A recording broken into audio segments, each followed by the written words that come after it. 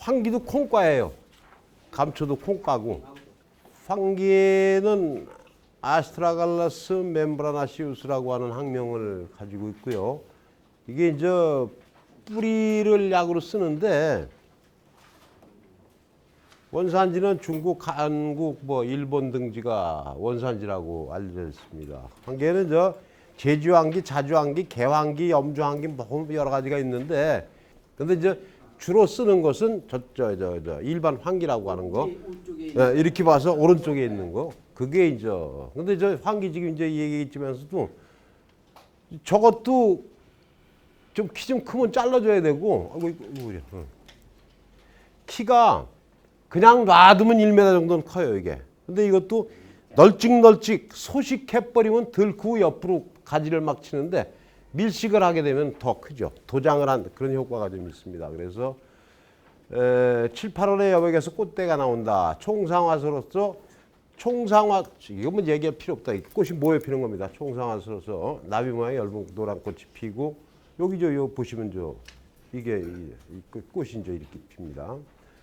그래서 이제 무한화서, 유한화서, 무한화서가 있는데 유한화서는 어느 정도 되면은 꽃 매짐을 해, 끝 매짐을 합니다. 더 이상 안 크고. 근데 무한화서는 계속 꽃이 핍니다.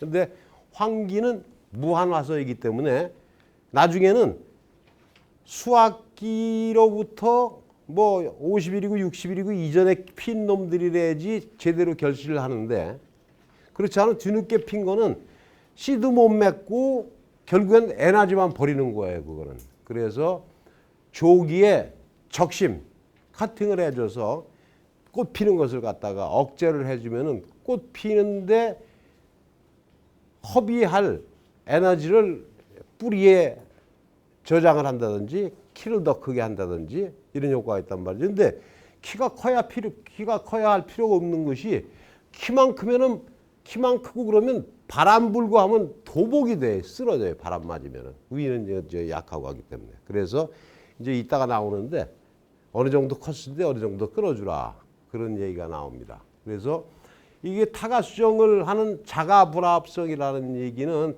그 자가 불합의 기구가 화기 이상이라든지 암술 수술 출현하는 시기의 차이라든지 여러 가지 원인이 있는데, 어쨌든 간에 자가 불합성, 내 꽃가루 가지고서는 안 된다. 남의 꽃가루를 받아야 되는 이런 자가 불합성이다. 이거 꽃들이 이렇게 생겼고, 꽃들이랑 8개 내지 10개 들어갑니다. 우리 콩 한 꽃들에 몇 개 들어가요, 보통? 콩. 동부 같은 건 많이 들어가잖아요, 그죠? 근데 일반 식용 콩은 두세 개.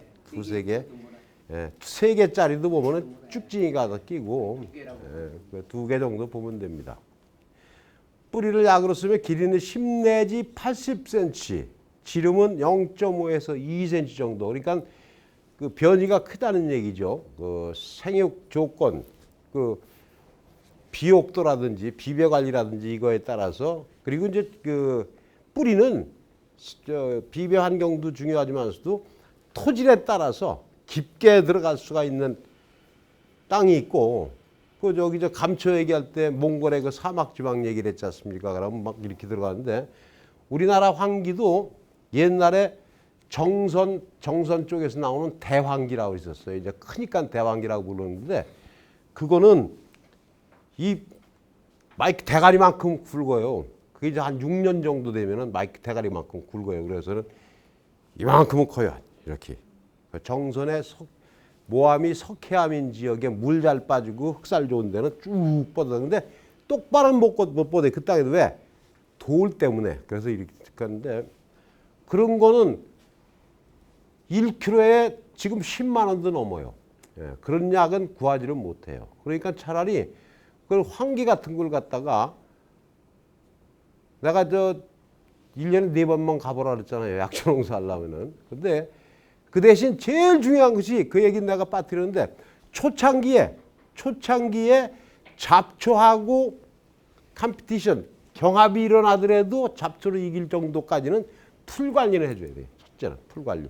근데 이러다가 작물만 남고 뚝 어디다 한 7월, 6월 말, 7월 때 되면은 풀이 힘을 못 쓸 때가 있어요. 이제 그때 가서 그때까지는 풀은 잡아줘야 됩니다. 근데 결국엔 풀한테 치이면은 다 녹는다고 그러죠. 내가 목적하고자 심은 것들이 풀한테 치이면은 결국엔 죽어요. 그래서 초창기에 풀 관리는 철저히 한 다음에 가끔 가보라는 얘기였습니다. 종자는 1리터의 무게가 750g 정도니까는 꽤 굵은 거예요. 아카시아 종자는 보셨나요? 아카시아 종자 얼마나 하냐 그러면 황기 종자만 하다 그러고 황기 종자는 얼마나 하냐 그러면 아카시아 종자 정도 된다. 이렇게 생각하면 되는데 이렇게 생겼습니다. 반들반들한 게. 그래서 이런 거는 비교적 아주 굵지는 않지만은 거기 뭐 저 베타인 들어있고 크로인 들어있고 뭐 감마 아미노부틸릭 애시드라는 것이 이게 이제 일부 선생들이 아미노부틸릭 애시드가 혈압 강화 작용을 하는 건데 우리 환기에만 들어있다라고 그러는데 나중에 저 확인을 해보니까 꼭 그런 건 아니에요. 옛날에 이런 논문이 있었는데 양리작용은 따뜻하고 독이 없고 맛있다더니 결국에는 치료제라기보다는 보약제제예요. 환기는 지황이나 환기나 치료 효과도 있지만 이제 보약에 많이 쓰죠. 그래서 이 환기를 말이죠. 관광지에서 팔고 시장에서 팔고 그런 것들 껍데기 득득 긁은 거 마냥 막 거칠거칠해가 있어는 대가리가 요만큼 되고서 길이기는 요만해서 길게 해서 고무줄로다 묶어놓고 대가리 요만하고 뿌리지 먹기 그거 하나에 뭐 몇천 원, 만 원, 그건 약도 아니에요 사실은. 그러니까 근데 우리나라 환기가 최소 2년은 묵혀야 되는데 우리나라 땅이 2년 동안 묵힐 만한 땅이 많지 않아 사실은. 그러다 보니까는 어쩔 수 없이 그냥 그러고 또 대농으로 경작을 한 사람들은 돈이 돌아야 되기 때문에 근데 2년 키운다고 인삼은 6년인데 6년을 어떻게 기다려? 그렇잖아요. 근데 해마다 심기 때문에 해마다 캐는 거예요. 이게. 해마다 심기 때문에 해마다 캐는 거예요. 근데 저 황기도 최소한 2, 3년 정도만 키워주면은 약성이 굉장히 좋아요. 근데 1년에 캐니까 사실은 약성에 대한 의문을 던지지 않을 수가 없습니다. 그래서 여러분들은 이런 거는 해요. 황기 같은 거는 좀 심었다가 그러니까 아무리 나쁜 땅에 심어도 반은 살아.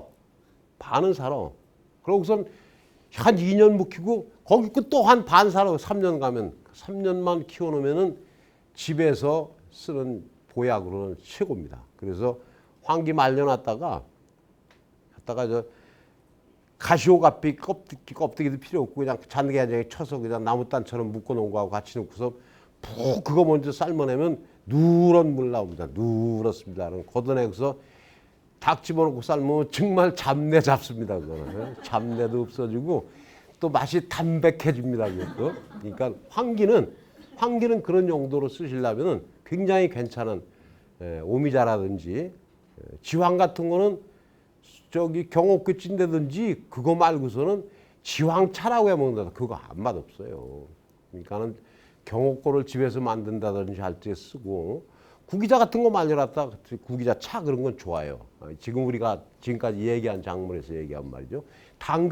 그건 당귀 차에 먹으면 한동안 또 당귀차라고 막 또 팔고 그랬는데 그거 흙내밖에 안 나. 솔직한 얘기가 그거는. 예. 그러니까 그건 차로.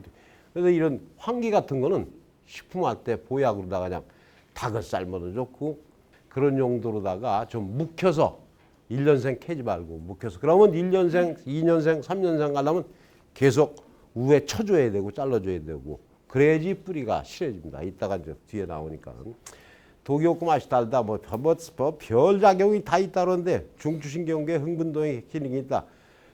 이 센트럴 너버 시스템이죠. 센트럴 너버 시스템 SNS. 그게 중추신경계에 항진 작용을 하는 그런 기능이 있고 이거를 디프레스 시킨다는 건 뭐라는가? 이건 억제 작용을 하는 인삼에도 두 가지 인삼의 성분을 두 가지로 대별을 한다면은 중추신경계를 흥분시키는 작용 그리고 중추신경계를 갖다가 억제하는 작용 이런 게 인삼에 이제 나중에 끝 시간에 2시간은 인삼 얘기를 해드릴 건데 그런 기능이 있습니다. 그래서 환기에도 흥분 효과라는 것은 힘을 내는 거고 진정 효과라는 것은 갖다가 커피 마시면 진정 효과 있다는 것처럼 잠잠해져 캄 이렇게 된다는 얘기예요. 그래서 우리가 인삼 가지고 그 흥분 작용을 하는 성분만 갖다가 분리해서 이거는 스포츠 음료로 만들고 진정 작용을 하는 성분을 분리해서 요거는 수험생들한테 먹이고 그런 아이디어로 해서 제가 여기 우즈베키스탄 가기 직전에 농림부 돈을 가지고서 연구를 개시를 시켜놓고 하는데 그 결과가 지금 나왔나 모르겠어요. 스포츠 음료 그런 것도 그래서 이런 거 성분은 그런 쪽에서 잘만 활용을 하면은 좋은 걸 만들 수가 있는데 그 이제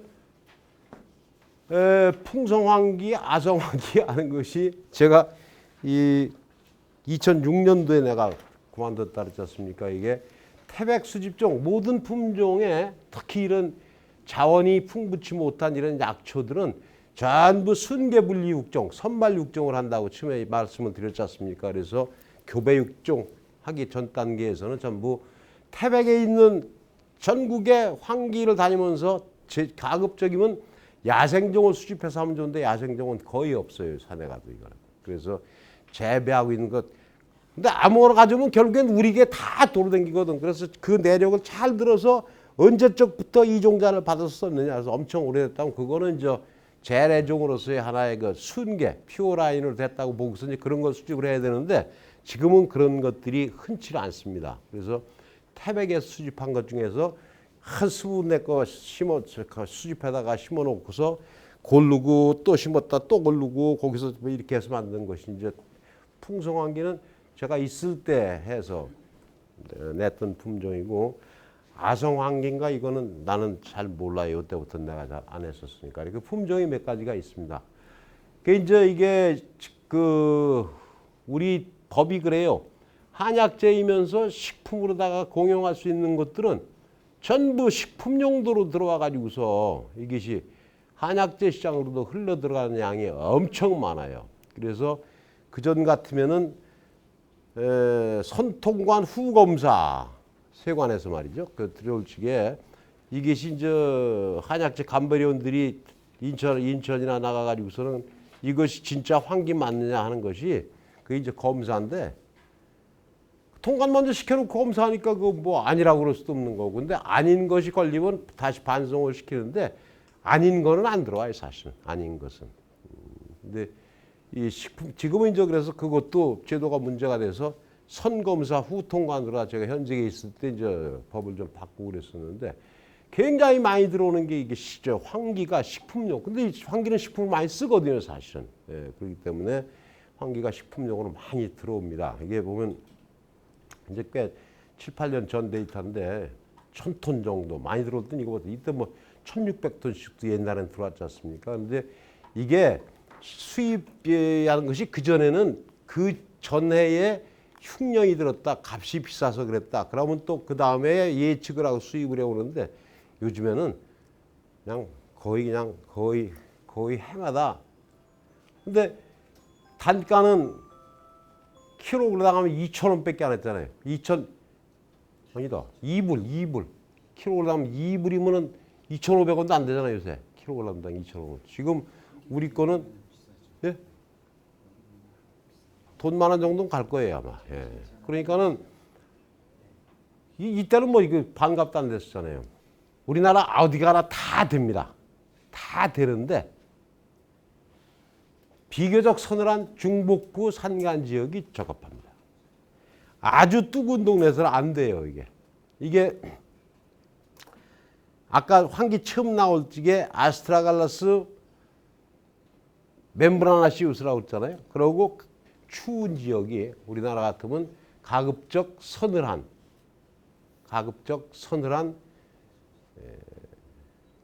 중산간지 이상 이런 데가 좋다.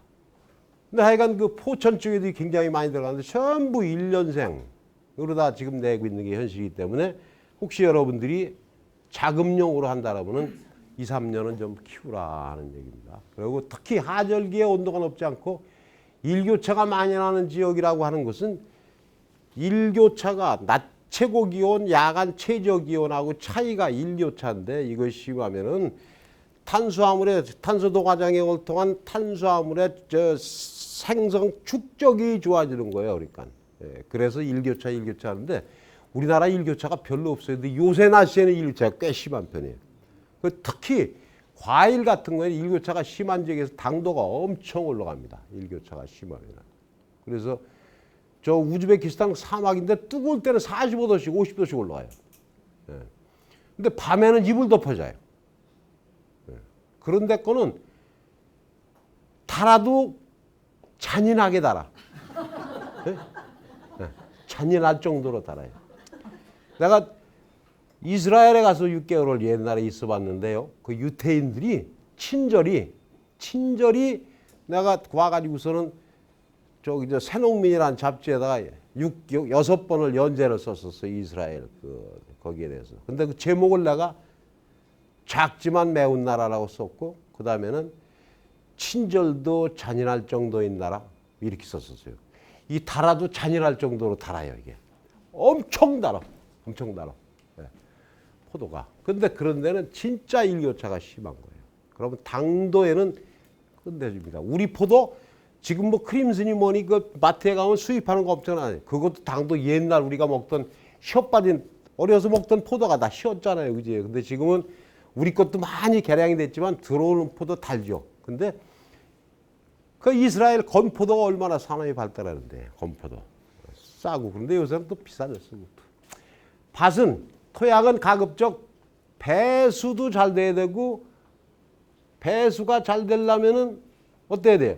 보수가 잘 되려면 또 보수력은 뭐 고치는 보수가 아니라 물을 끌어안고 있는 보유할 수 있는 지탱할 수 있는 그런 그 제일 좋은 거는 토양 삼상 중에 기상, 고상, 액상 얘기 있잖아요. 삼상이 바란스를 맞춰서 됐을 때 그런 땅이 제일 좋은 것이 이제 사양토입니다. 사양토.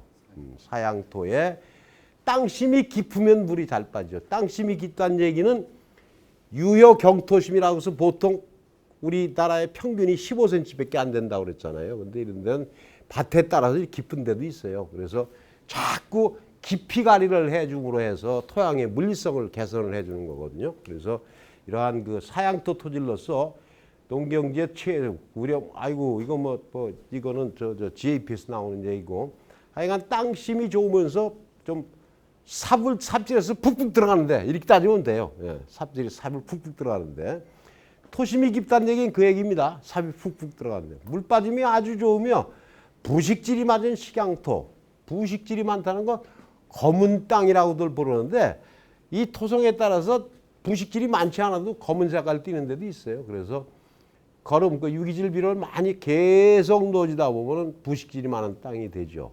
그래서 여기 아까 내가 사양토라고 그랬는데 식양토나 사양토나 이런 정도면은 부식질이 많으면 사양토가 더 좋습니다. 어떤 면에 있어서는. 연작하면은 잎꽃병이나 시드름병이 발생이 증가하고 뿌리 수량과 상품성에 떨어지는 피하는 것. 어떤 작물이든지 연작해서 좋은 작물은 없습니다. 연작은 계속해서 그것만 심는 걸 연작이라는 거고요. 윤작은 돌려 심겨요. 올해는 콩 심고 내년에는 황기 심고 그다음에 고구마 심고 고추 심고. 그게 이제 윤작 돌려짓기라고 그러고. 종자는 9월 하순이나 10월경에 등숙한 등숙은 잘 익은 종자를 채종해서 그래야지 발화율이 좋다. 이게 종자 살 때 우리가 무슨 1리터 종자 무게가 750g 가서 그 종자 팔면서 저울 놓고 파는 사람 어디 있어요? 그러니까는 반짝반짝하고 잘 익은 놈들은 보면 알잖아요. 그죠? 예, 쭉증이 많이 있는 것들은 색깔도 그렇고 그래요. 그러니까 그런 이제 1년만 이게 보면은 충실한 햇종자 선택하는데 사실은 1년생에서 300평 종자 다 따면 30리터 정도 딴다고 그러는데 사실은 1년생 된 종자는 발화율이 떨어져요. 등숙이 약하기 때문에. 그래서 2년 정도는 된 데서 꽃핀 놈을 가지고 종자를 받아야지 좋다. 이런 얘기를 합니다. 그래서 예를 들어서 저 황길 갔다가 50평 정도를 갖다 심는다고 한다면은 2년 키우면은 반 줄고 그러면은 50평 키우면은 한 열대평은 캘 거 아닙니까? 그럼 그때 종자 따서 그때 따서 그 다음에 또 계속 심어 나가고 그러면은 그때 좋은 약을 먹을 수가 있죠.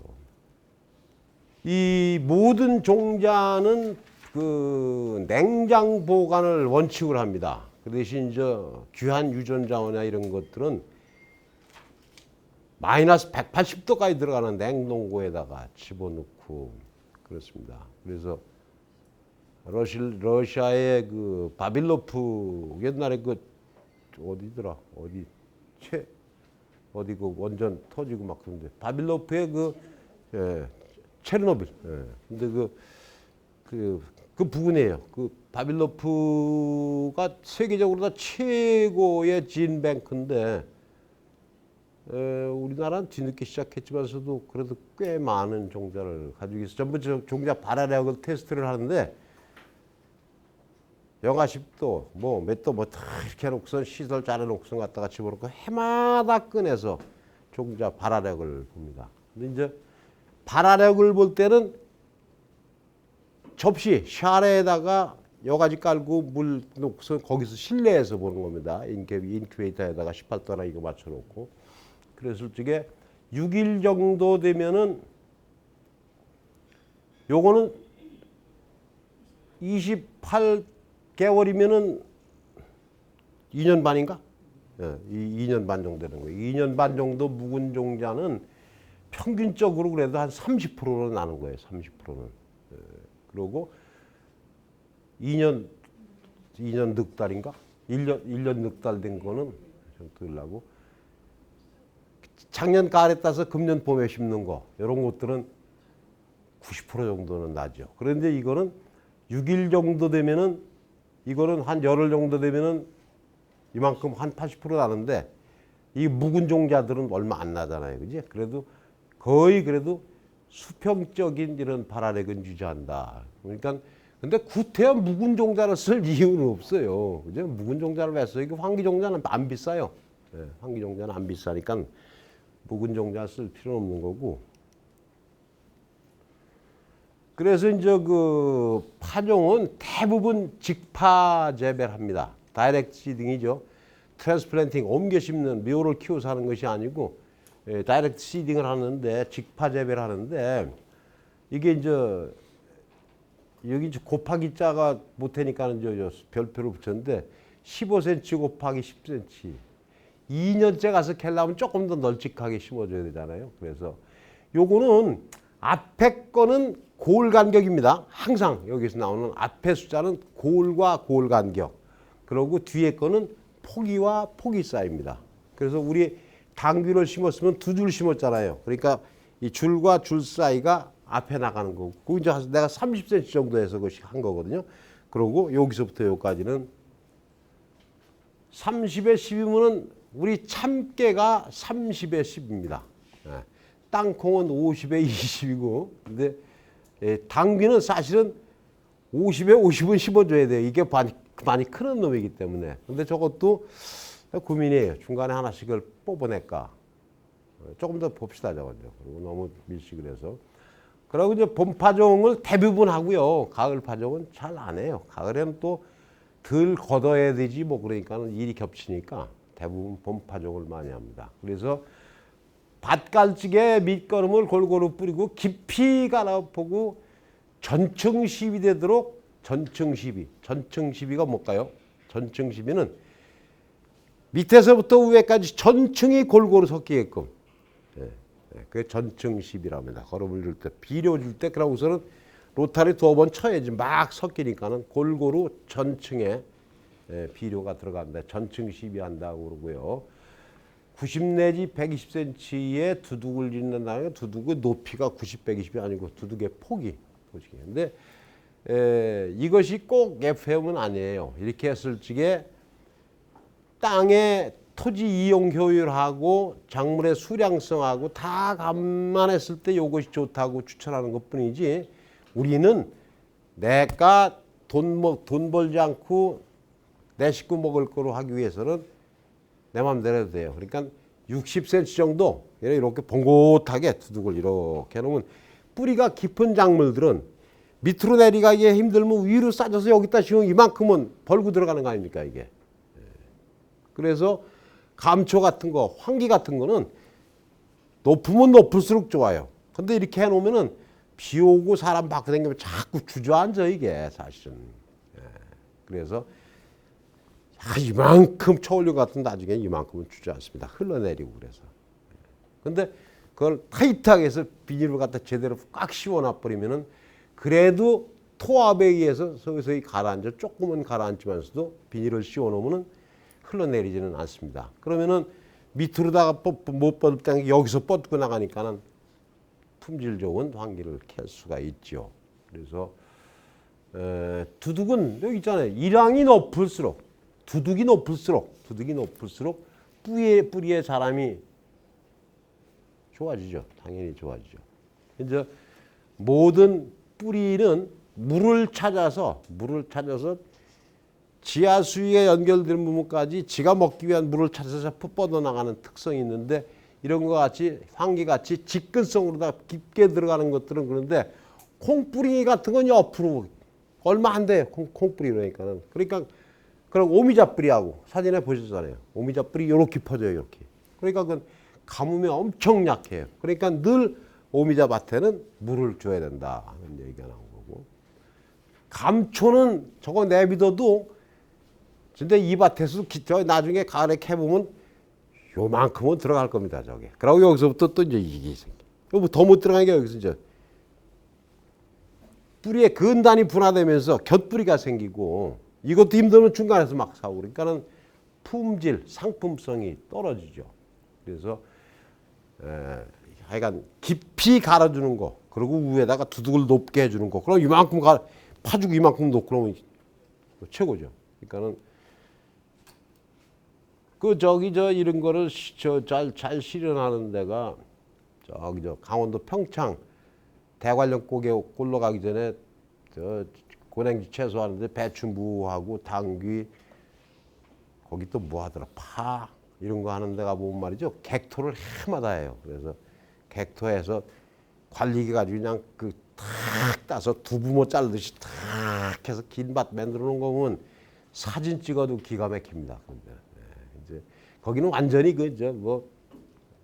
전문 기술 농사꾼들이 하는 거기 때문에 모든 작물의 파종 두께는 종자 직경의 2.5배라고 그러거든요. 근데 그건 이론적인 수치이고 종자가 직경이 2mm, 3mm 된다 그러면 7.5mm 같으면 1cm도 안 돼. 이거는 그 채에서 덮을 수도 없는 거고 대충 아주 깊지 않을 정도 한 이 정도만 집어넣으면 돼요. 한 1.5cm 정도 되면은 이런 정도는 충분히 참깨도 발화하고 다 합니다. 그런데 우리가 저거 심을 적에 거기 밭이 전부 긁어내렸잖아요. 우리가 이런 돌멩이 같이 굳은 흙을 갖다가. 그런데 사실은 묘상을 만들려면은 쳐서 만들 정도로다가 관리를 해야지 돼. 그런데 그냥 거기다가 종자 집어넣으니까는 새비름 다 발화하고 있다가 끝나고 나니까 그놈들이 먼저 오니까는 그거 어디로 갔는지 어디로 갔나 노래가 있나 그렇게 돼버렸단 말이죠. 그래서 묘를 심어서 옮길 생각을 하고 할 때는 묘상은 상토를 만들어서 그 트레이포트에다가 인공 원예형 상토 사다가 거기다 집어넣어서 물 줘서 그래서 매트가 뿌리가 쫙 나서 안에서 감겨서 매트가 형성이 돼서 쏙 밀어 올려서 갖다 탁탁 꽂고 눌러놓으면 100% 살리는데 저렇게 하면 종자만 버린 거죠. 1년 후에 캘라고 할 경우에는 아까 얘기한 대로 15내지 20에다가 10cm 정도 그래서 1m 20짜리 두둑질을 했잖아요. 그럼 여기에 줄 사이가 15cm니까는 6줄, 7줄 양쪽에 남들에 들어가잖아요. 그럼 빡빡해지는 거예요. 빡빡하게 크면은 어느 정도만 크면 이렇게 빡빡하게 밀식을 해버리면은 잡초가 발화가 된다고 하더라도 얘들한테 져. 그래서 풀 걱정은 안 해도 돼요. 이렇게 할 적에는. 근데 이제 빡빡하게 심어놓으면 도장을 해. 도장 우짜람이라는 얘기. 쭉쭉. 그러면 약해. 그렇기 때문에 쓸데없는 꽃도 못 피게 하고 쫙 위를 날려버려. 요새는 그 벌초할 때 쓰는 거 그건 이만큼 높은데 이거 들러 엄청 힘들어요, 거 그죠? 그러니까 해초리가 쫙 치고 다니면 질 빨라. 그리고 이제 2년 만에 캐야겠다. 1년 더 묵혀야겠다 싶으면 더 넓게 심어줘야 되고. 근데 이제 이 기계라는 게 이제 0.5cm, 1cm 정도 자동 복토 이렇게 밀고 가면은 자동 복토가 됩니다. 그 뚫린 자리에 종자 떨어지고 흙 묻어지고. 그래 파종량으로 조절해야 하기 때문에 요 위에 저 통 있었잖아요. 여기다가 300평당 2.5kg 집어넣고 2년생은 드문드문 심어야 되니까는 300평 끌고 다니려면은 1.4kg 정도 넣어주면 된다. 뭐 시간은 저기 저 사람이 심는 것보다 훨씬 품값 절약이 되죠. 그래서 이제 이 트랙터에 매달고 다니는 작판기라는 걸 가지고서 이렇게 이제 판도 이렇게 만들잖아요. 이렇게 만들어 놓고. 근데 이제 이렇게 큰 밭에서는 트랙터하고 쓰고 집에서 앞에서 한 100평, 200평 하고 하는 거는 관리기 있잖아요. 관리기 가지고 그러면 배토판 닮은 흙이 확 양쪽으로 날아가서 이러는데 잘못하면은 이게 요 작판 파상이 평평하게 되는데 관리기를 가지고 소형 관리기를 가져가면 가운데를 가면서 흙이 이리 올라가면 팍 하고 나가기 때문에 양쪽에서 올라오는 흙이 이렇게 쌓이다 보면 가운데가 우먹해져. 양쪽으로 흙이 이렇게. 그 두둑이 이렇게 돼야 되는데 이렇게 돼 이렇게. 근데 여기다 비닐을 씌워. 비닐을 갖다 씌워 놓으면 여기는 떠. 그러면 여기서 풀이 칵 나는 거예요. 여기서. 비닐을 착 붙여 씌워야 되는데.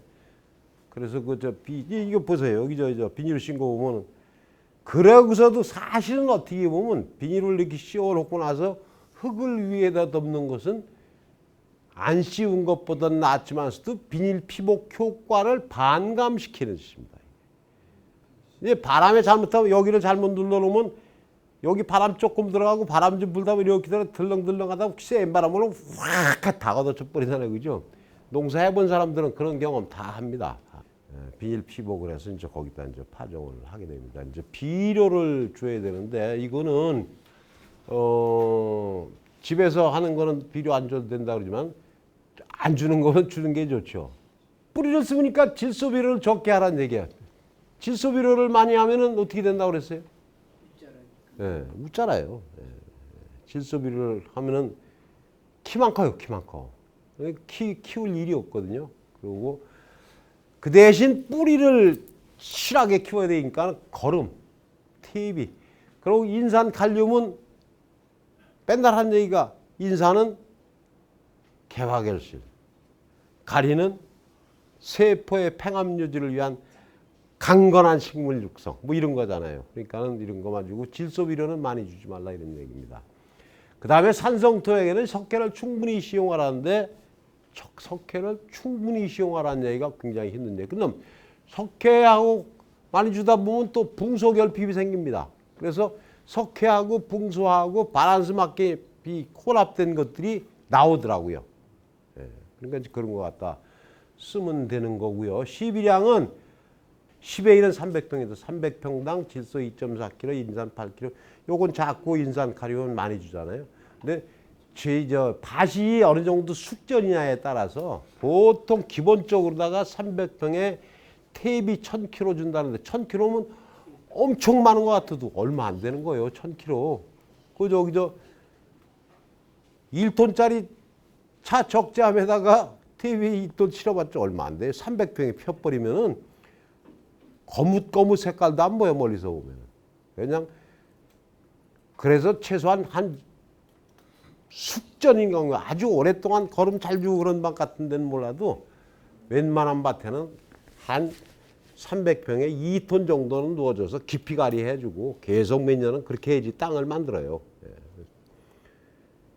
그 다음에 이제 적심을 실시할 경우에 생육 상태를 보고 웃거름이자 이 적심이라는 건 이제 위에 잘라주는 걸 얘기합니다. 그러다 보면 그때 초세 식물의 생육 정도를 보고서 덧거름, 웃거름, 축이라고 그러죠. 축이. 사이드 드레싱이라는데 그거는 이제 그때 가서 결정을 한다.